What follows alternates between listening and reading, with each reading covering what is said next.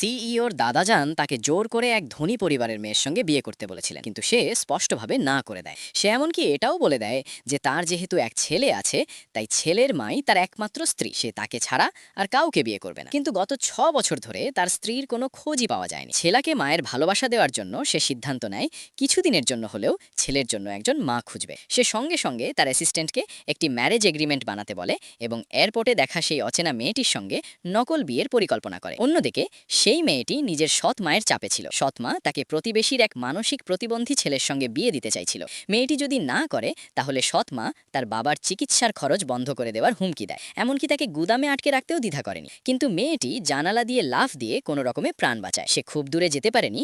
এমন সময় আবার সিইওর ছেলের সঙ্গে তার দেখা হয়ে যায়। তাকে দেখেই ছেলেটি আনন্দে চিৎকার করে ওঠে। ঠিক তখনই মেয়েটির ছোট বোন গুন্ডাদের নিয়ে সেখানে এসে জোর করে তাকে বাড়ি নিয়ে যেতে চাইছিল। ছেলেটি সঙ্গে সঙ্গে মেয়েটির সামনে দাঁড়িয়ে বলে দেয় এই মেয়েটি তার মা, আর সে অন্য কাউকে বিয়ে করতে পারবে না। ছোট বোন এটা শুনে হতবাক হয়ে যায়। বাধ্য হয়ে মেয়েটিও মেনে নেয় যে সে ছেলেটির মা, যাতে জোর করে বিয়ে থেকে বাঁচা যায়। কিন্তু ছোট বোন নিষ্ঠুর হয়ে ওঠে। সে বলে যদি এই ছেলেটা পথ থেকে সরে যায় তাহলে কেউ জানতে পারবে না যে মেয়েটি কখনো মা ছিল। বডিগার্ডরা যখন ছেলেটিকে সরাতে এগিয়ে আসে, ঠিক সেই সময় সিইও সেখানে পৌঁছে যায় এবং সবাইকে ধমক দিয়ে থামিয়ে দেয়। রাগে ছোট বোন জিজ্ঞেস করে সে কে, যে মাঝখানে কথা বলছে। তখন মেয়েটিকে বাঁচাতে সিইও মিথ্যে বলে দেয় যে সে মেয়েটির স্বামী। পরিস্থিতি সামাল দিতে মেয়েটিও সেই কথাই সায় দেয়। সাবস্ক্রাইব করে রাখো, পরের পার্ট খুব শিগগিরই আসছে।